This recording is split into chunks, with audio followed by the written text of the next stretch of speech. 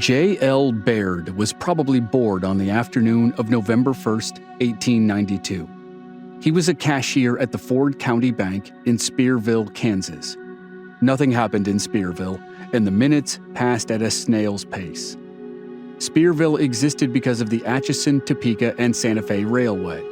Where the railroad went, prosperity followed, and it resulted in towns popping up along the tracks. Some towns grew rapidly, while others remained sleepy hamlets. One of the sleepy hamlets was Spearville. That was at least in part because it was only 15 miles up the tracks from its much more famous neighbor, Dodge City.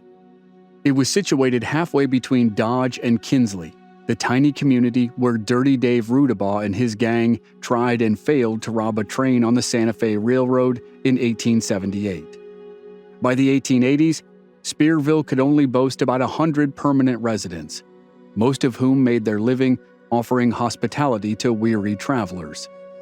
The town had witnessed little turmoil until November 1st, 1892. While Baird relaxed in the Ford County Bank, 3 riders trotted into Spearville. One had a sandy beard and a medium build. Another had a similar build, but he was younger and had dark hair. The third was notably smaller, and his entire appearance was dark, from his clothes to his whiskers to his eyes. The 3 men were strangers to Spearville, and they directed their horses to the bank. One of the men remained outside, while the other 2 dismounted, put on masks, and strolled through the door. As Baird looked up, the 2 masked men broke his probable boredom by drawing pistols from their holsters and pointing them at the frightened cashier. The robbers directed Baird to hand over all of the cash and treasury notes in the cashier's drawer. Whether on purpose or for the sake of speed, the outlaws did not order Baird to open the bank's vault. When the bandits had the money from the drawer, they hustled outside and climbed onto their horses, which were being held by the 3rd outlaw. As the robbers kicked their horses and galloped out of town, news of the holdup traveled fast. In a tiny town like Spearville, it only took a few seconds. Townsfolk immediately formed a posse and chased the bandits. According to a local report, the posse and the bandits fired at least 15 shots at each other as they cleared the town limits. As the outlaws charged into the prairie south of town, the posse hoped to trap the robbers at Coon Creek, and if not there, then the Arkansas River farther south. As the chase continued into the dusty, broken terrain of southern Kansas, the outlaws and the posse continued to fire at each other, but no one was injured or killed. Despite the best efforts of the posse, the 3 outlaws managed to evade their potential captors. The defeated posse returned to Spearville, where they alerted the authorities. A $450 reward was offered by the Ford County Bank for the capture of the desperados. The business had lost about $1,700 in cash and $1,500 in treasury notes. Sleepy Spearville, Kansas, achieved notoriety as the first community to be robbed by members of one of the last major outlaw gangs of the American West, the Doolin Dalton Gang.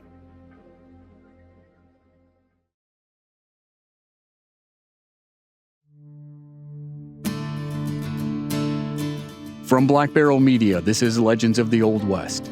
I'm your host, Chris Wimmer, and this season we're telling the stories of infamous outlaws Charlie Bowles, better known as Black Bart, Dirty Dave Rudabaugh, and the Doolin Dalton Gang. This is Episode 5, The Doolin Dalton Gang Part 1, Battle of Ingalls.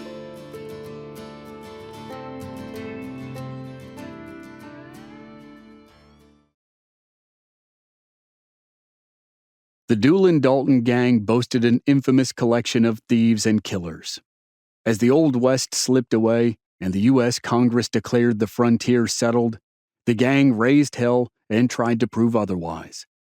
At the heart of the gang, at least for a little while, were the 2 Bills, Bill Doolin and Bill Dalton. Doolin was from Arkansas and was born right before the Civil War. Dalton was from Cass County, Missouri, and was born in the middle of the war to a huge family. There were 9 brothers in the Dalton family, and half of them wouldn't live to see old age. Bill Dalton's mother was Adeline Younger, the aunt of the legendary outlaws Cole, John, Jim, and Bob Younger. The younger brothers also lived in Cass County, and after the war, they joined forces with the James brothers, Frank and Jesse, to create the most formative outlaw gang of the era. But during the early days of the James Younger gang, Bill Doolin and Bill Dalton were still in short pants. By the time Doolin and Dalton were old enough to start making their own lives, the younger brothers were in prison in Minnesota as a result of the Northfield Raid, and Jesse James had less than a year to live. In the early 1880s, Bill Doolin left home to become a cowboy, and Bill Dalton left home to join his brothers on the West Coast. In 1881, at the age of 23, Doolin left Arkansas for Oklahoma. Oklahoma was still called Indian Territory until 1890, and the region was in need of cowboys. Doolin quickly found work driving cattle herds across the rough terrain. It was a hard way to make a living, and it wasn't difficult to see why notable cowboys of the West started their careers as cowboys and then gave it up in favor of making easier money. The transition took a long time for Bill Doolin, but along the way, he met two fellow cowboys who would join him on the other side of the law. Bill Blake, known as Tulsa Jack, and Dan Clifton, known as Dynamite Dick. The crossover point for Bill Doolin seemed to be the 4th of July, 1891, in Coffeyville, Kansas, a town which would soon be linked to the Dalton name for all time. Supposedly, Doolin and some cowboys were drunk and celebrating. Two lawmen from the town marshal's office confronted the cowboys. Both sides drew their guns and opened fire. The two lawmen were wounded, and Bill Doolin hightailed it out of Coffeyville. He was now on the outlaw trail, and he would soon end up with the Dalton brothers and a few others. The Daltons had recently robbed a train in Oklahoma, but their path to infamy started in California. Bill Dalton left home in 1884 when he was 20 years old, and he headed west to join several of his brothers in California. He worked as a mule driver, and soon he got married and started a family. He lived a normal life for about 6 years, until 3 more brothers showed up. Bob, Grat, and Emmett Dalton headed to California after forsaking reputable careers in Oklahoma Territory. Bob and Grat had short-lived careers as U.S. Marshals, along with their brother Frank. In 1887, Frank Dalton was killed while pursuing an outlaw. Bob and Grat, along with their younger brother Emmett, soon resorted to questionable activities, which included rustling. In 1890, Bob and Emmett were wanted for stealing horses, so they fled to California. Grat followed shortly thereafter, and they all reunited at Bill Dalton's ranch near San Miguel in San Luis Obispo County.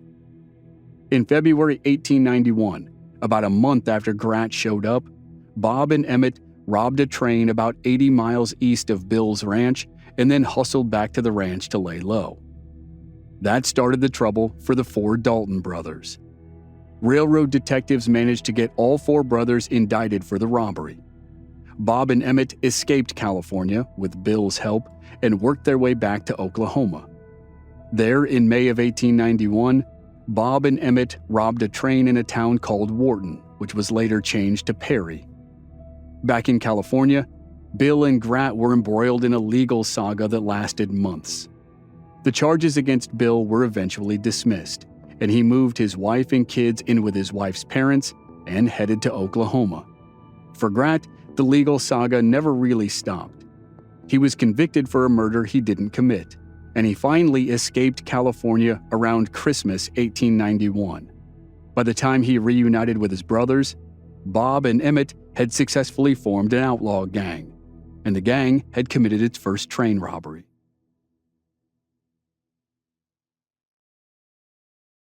Bob and Emmett began assembling a gang of outlaws as soon as they made it back to Oklahoma in the spring of 1891.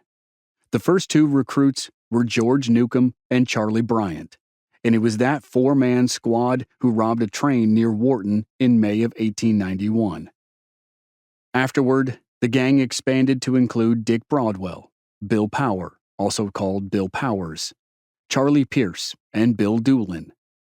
Lastly, Bob's sometime girlfriend Eugenia Moore acted as a spy for the gang. In August 1891, 3 months after the Wharton robbery, the gang lost its first member. Deputy U.S. Marshal Ed Short captured Charlie Bryant and bundled the outlaw onto a train for transport to Kansas. Soon after the trip began, Bryant grabbed a pistol that had been carelessly left within reach and tried to escape. Bryant and Short ended up shooting and killing each other. A month later, on September 15, 1891, the gang held up a train at the remote station of Lilietta, Oklahoma, north of the town of Wagoner. It was a relatively smooth robbery. No gunfire was exchanged, and the passengers readily complied with the outlaws. The gang stole $19,000, which would be more than $600,000 today. The robbery netted a substantial return, but it also caused a fissure in the group. Bill Doolin expressed frustration with Bob Dalton's leadership. Bob was apparently bad with money, and Doolin claimed that Bob was not dividing the loot fairly. Bob was keeping more money for himself in order to pay off his debts or to keep gambling. After the Lilietta robbery, Bill Doolin went his own way for about 10 months or so. Doolin partnered with an outlaw named Henry Starr for at least some of that time. Starr was primarily a bank robber, and it appears as though he wasn't wild about robbing trains. Doolin was more interested in robbing trains at that stage of his career, and the two men eventually parted ways. During that period, Bob, Emmett, and Bill Dalton welcomed their brother Grat back to Indian Territory, Oklahoma. Grat had escaped custody in California and made it to Oklahoma by the spring of 1892. By that time, it had been at least 6 months since the Lilietta train robbery, and the gang was starting to run low on money. On June 1, 1892, a gang of 7 men held up a train near Red Rock, Oklahoma. Although the gang took $50,000 worth of valuables, most of the haul consisted of checks that the gang couldn't use. The outlaws ended up with just $1,800 in cash, so they needed to strike again as soon as possible. 6 weeks later, the gang was in Adair, Oklahoma, a small settlement near the Arkansas border. It's generally accepted that the Adair robbery featured the full lineup of the gang: Bob, Emmett, and Grat Dalton, plus Bill Doolin, George Newcomb, Bill Power, Dick Broadwell, and Charlie Pierce. At that time, Bill Dalton was still acting as a spy for the gang and a source of disinformation to confuse the authorities. On July 14th, the Dalton Gang committed its final train robbery, and it featured a blazing shootout. The train rolled into Adair Station around 9:45 p.m. Most of the gang members boarded the train, broke into the express car, and looted everything they could find. They pulled a stolen wagon up to the car and started loading their treasure. Before they were finished, 8 train guards opened fire from the windows of one of the cars. Some of the guards made it off the train and continued the firefight from the platform as the outlaws climbed onto their horses to escape. The gang charged through town and maintained their gun battle with the guards. 3 guards were wounded, and 2 innocent bystanders in town, both of whom were doctors, were injured during the escape. One of the doctors later died of his wounds. The gang managed to steal about $18,000, but most of the outlaws wouldn't have time to spend their shares. 2.5 months later, 5 members of the gang rode into Coffeyville, Kansas, with an ambitious plan for a double robbery. The cataclysmic result would lead to the remaining members forming a new gang, one that would eventually bring Bill Dalton off the sidelines and into the action for the first time.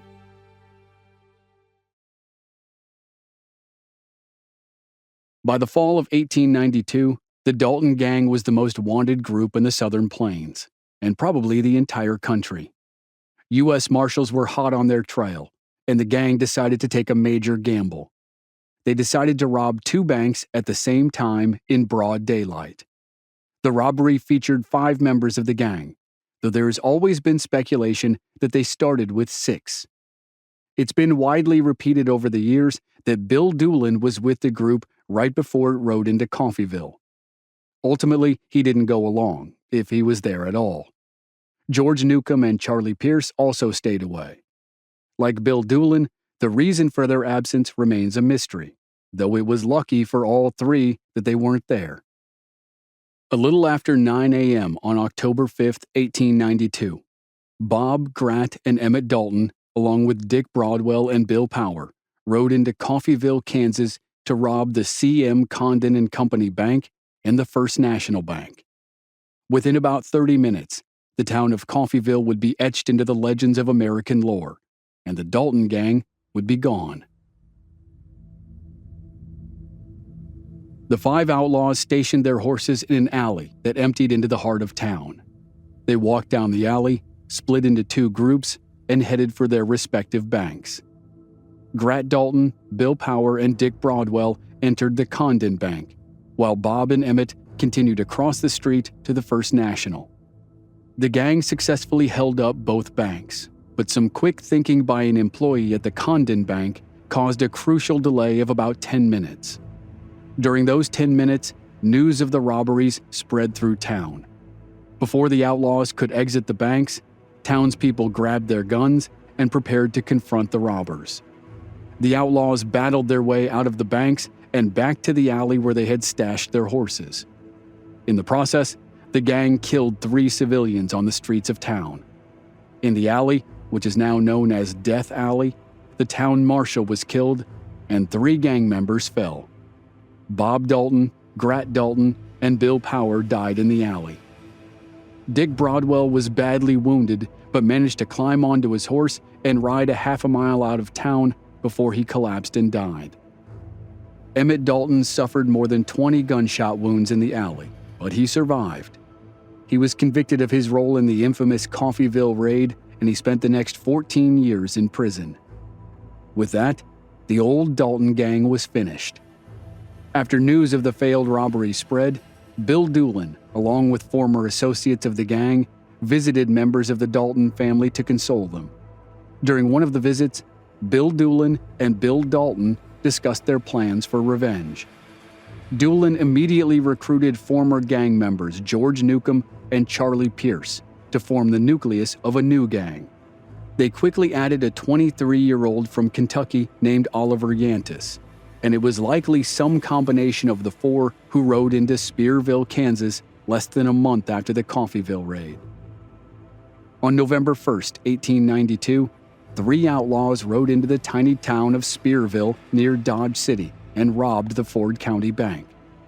A posse of citizens chased the bandits out of town in a galloping gunfight, but the bandits escaped with about $1,700 in cash and $1,500 in treasury notes. 2 of the 3 bandits were later identified as Bill Doolin and Oliver Yantis, and the heist was the first that would be credited to the new Doolin Dalton Gang. The gang would also be known as the Wild Bunch, a nickname it would share with the gang led by Butch Cassidy and the Sundance Kid a couple years in the future.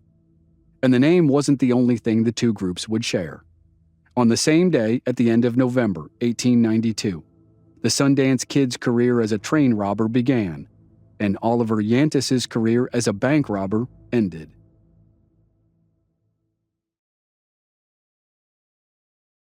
The Spearville robbery caught the attention of law enforcement, and bounties worth $5,000 were placed on the heads of some of the gang members.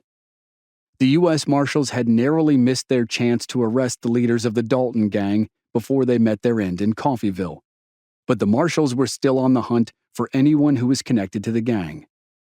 Deputy Marshals Heck Thomas, Chris Madsen, and Thomas Houston were in pursuit of the Spearville robbers. Heck Thomas had been relentlessly tracking the Dalton Gang, which Emmett Dalton later mentioned as one of the reasons why the gang took such a big risk with the Coffeyville Raid. The men wanted a big score so they could escape the territory and the pursuit of Heck Thomas. Heck Thomas, Chris Madsen, and Bill Tillman would be famously known as the 3 Guardsmen, a nickname that was earned through their work against the Doolin Dalton Gang. And the first big achievement in that effort came when Thomas, Madsen, and Thomas Houston cornered Oliver Yantis at the end of November 1892.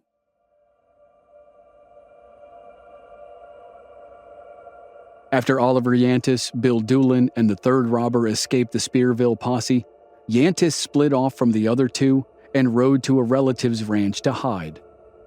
On November 29th, the three marshals and their posse found Yantis at the ranch. The marshals wanted to avoid a fight, and Yantis appeared ready to surrender without one. He walked toward the lawmen as if he would go peacefully, but then he drew his pistol and opened fire. The marshals returned fire and hit Yantis in the arm and the gut. Oliver Yantis died of his wounds the following day. Several hours earlier, and several hundred miles north of the place where Oliver Yantis unwisely started a shootout with Deputy U.S. Marshals, Harry Longabaugh, nicknamed the Sundance Kid, led a group of robbers who held up a train in Montana. The effort reportedly netted the group a grand total of $25 and earned Sundance a wanted poster for train robbery for the first time. On the Southern Plains, 7 months later, the Doolin Dalton Gang notched its first train robbery. On June 11, 1893, members of the gang stopped a train half a mile west of the town of Cimarron, Kansas. The Meade County Globe reported the train's engineer stopped the train when he saw a, quote, danger signal up ahead. 2 outlaws jumped on the train and grabbed the engineer. They marched him back to the express car, where they were joined by 2 more outlaws. The outlaws used a combination of a sledgehammer and dynamite to batter their way into the express car and to open the first of 2 safes. They weren't able to open the second safe, and they escaped with an estimated $1,000 worth of silver. They rode south through Meade County, where the county sheriff, his deputy, and a posse tried unsuccessfully to track them. Meade County sits right on the border between Kansas and Oklahoma, and the outlaws continued down into the territory. In Oklahoma, they passed through Beaver County, and a posse of Oklahoma lawmen quickly found the outlaws' trail. The lawmen tracked the robbers to the Army post of Fort Supply, which achieved some notoriety as a key outpost for Lieutenant Colonel George Armstrong Custer during the Battle of the Washita in 1868.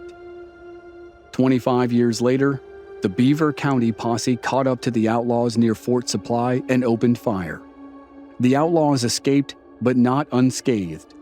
Bill Doolin was shot in the foot, and that one small thing ended up playing a big role in the events that led to one of the most famous shootouts in the American West.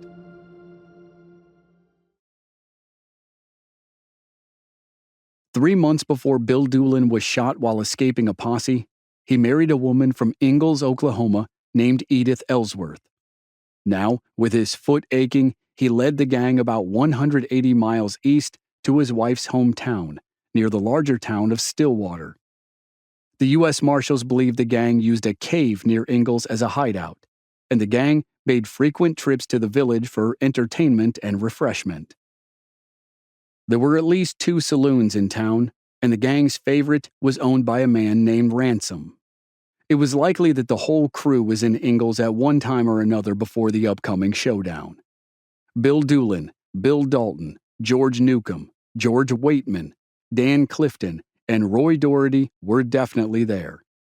And if Charlie Pierce, Bill Blake, William Radler, and Richard West weren't there for the action to come, they missed out on history. The ragged little village near the Osage Reservation was so remote that it took the Marshals a while to find the gang. When the information finally started to flow in August of 1893, U.S. Marshal Evatt Nix organized a mission which ended in one of the wildest shootouts in the Old West. In May of 1893, 2 weeks before the train robbery near Cimarron, Kansas, 32-year-old Evatt Nix received an appointment as the new U.S. Marshal for Oklahoma Territory.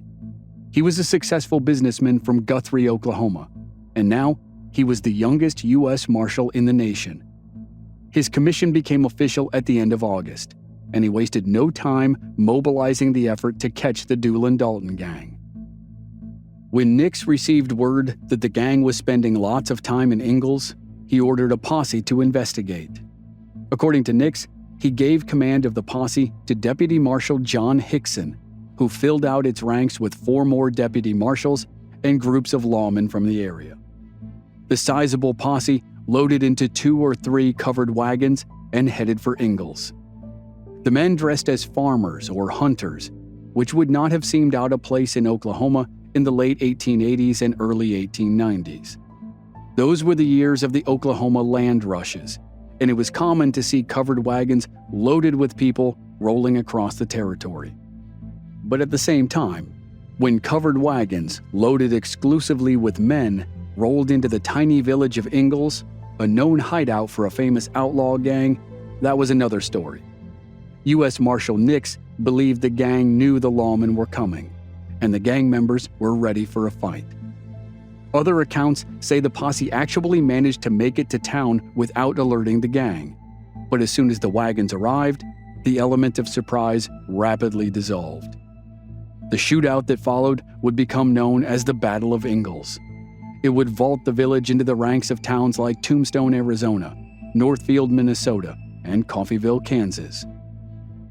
The story has been told 1,000 times in 1,000 different ways. No two versions are alike, so it's impossible to know exactly how it unfolded. But there are some common threads that weave throughout the versions, and they highlight the event that was probably the biggest gunfight in the American West.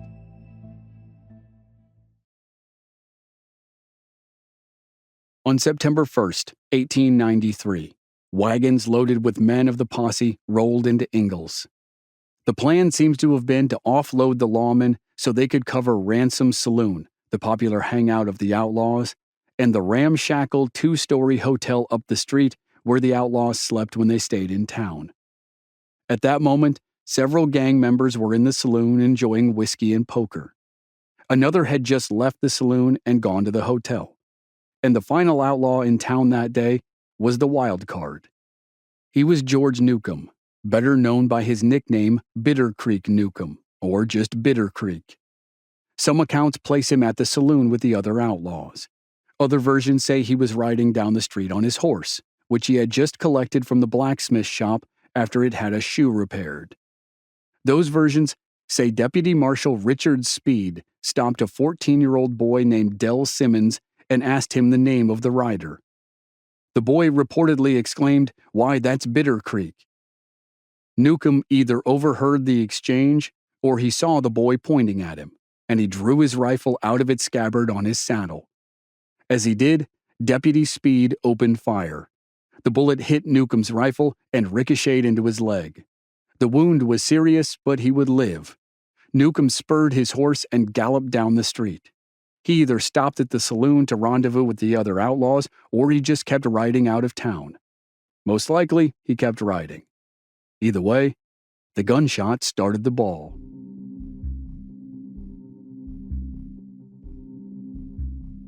The outlaws in the saloon opened fire at the men who had arrived in the wagons. The fight started so quickly that the lawmen weren't in position for a siege. They scrambled for cover as they poured gunfire at the saloon, and the street immediately became a deadly trap of crossfire. Wood splintered, windows shattered, and residents scrambled to find places to hide. Then, gunfire started from a new direction. Roy Doherty was 20 years old and the youngest member of the gang. He was from Missouri, but he had said he was from Arkansas so often that everyone called him Arkansas Tom. He had left the saloon right before the lawmen arrived, and he was in a room on the second floor of the OK Hotel when the shooting started. He threw open a window, spotted men trying to kill his friend George Newcomb, and opened fire with his rifle. Lawmen now directed their fire at two locations, the saloon and the hotel.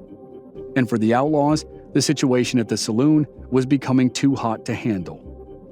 Their horses were in the livery stable next to the saloon, but the two buildings were separated by a narrow street.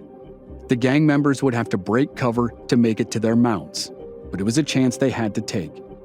The men burst out of a door near the back of the saloon and ran to the stable. Once inside, a couple outlaws kept up covering fire while the others saddled their horses. And by that time, the sustained shootout was taking a deadly toll on the posse. Deputy Marshal Richard Speed had been shot and killed. U.S. Marshal Nix claimed Bill Doolin killed the deputy while Doolin was providing covering fire from the stable. But most other accounts say it was the work of Roy Doherty from his position in the second floor of the hotel. Deputy Marshal Tom Houston, who had been part of the posse that killed gang member Oliver Yantis a year earlier, was shot and badly wounded, and most accounts agree he was shot by Doherty. Finally, Deputy Marshal Lafayette Shadley was shot and grievously wounded. Most accounts credit Doherty with that action too, which would have made him the most effective outlaw during the Battle of Ingalls. At the stable, the horses were saddled. The outlaws charged outside and galloped out of town.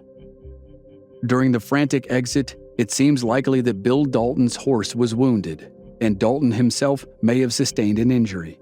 But he eventually climbed onto the horse of another outlaw, and they made their escape. That left Roy Doherty alone in the hotel. A commonly repeated story is that Deputy Marshal Jim Masterson, younger brother of Bat Masterson, threw a stick of dynamite which dislodged the young outlaw. U.S. Marshal Nix wrote that Masterson certainly offered the use of dynamite, which he had in his possession, and the lawmen were prepared to burn the hotel to force Doherty out. But in the end, the standoff seems to have resolved itself uneventfully. When Doherty realized his so-called friends had abandoned him, he surrendered. The Battle of Ingalls was a disaster for the lawmen. Deputy Marshals Houston and Shadley died of their wounds several hours after the shootout. That brought the death toll on the posse side to 3. In town, multiple civilians were killed, including the 14-year-old boy Del Simmons, and several were wounded. On the gang side, a few of the outlaws were wounded, but they all survived. One was captured, Roy Doherty, aka Arkansas Tom. Meanwhile, the Doolin Dalton Gang was still on the loose. The gang would resume its crime spree in the new year of 1894, and at that point, the gloves came off for the U.S. Marshals. They began an almost literal take-no-prisoners manhunt. One by one, the Marshals eliminated the most feared outlaw gang in the waning days of the Old West.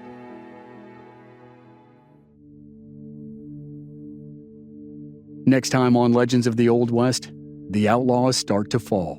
The gang fractures, and the lawmen, led by the U.S. Marshals, take them out one by one. Just 6 months after the Battle of Ingalls, the gang loses one of its leaders, and it's all downhill from there.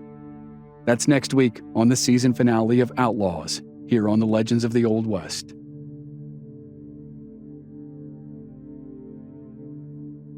Members of our Black Barrel Plus program don't have to wait week to week to receive new episodes. They receive the entire season to binge all at once with no commercials. And they also receive exclusive bonus episodes. Sign up now through the link in the show notes or on our website, blackbarrelmedia.com. Memberships are just $5 per month. This series was researched and written by Michael Meglish. The producer was Joe Guerra. Original music by Rob Valier. I'm Chris Wimmer. Thanks for listening.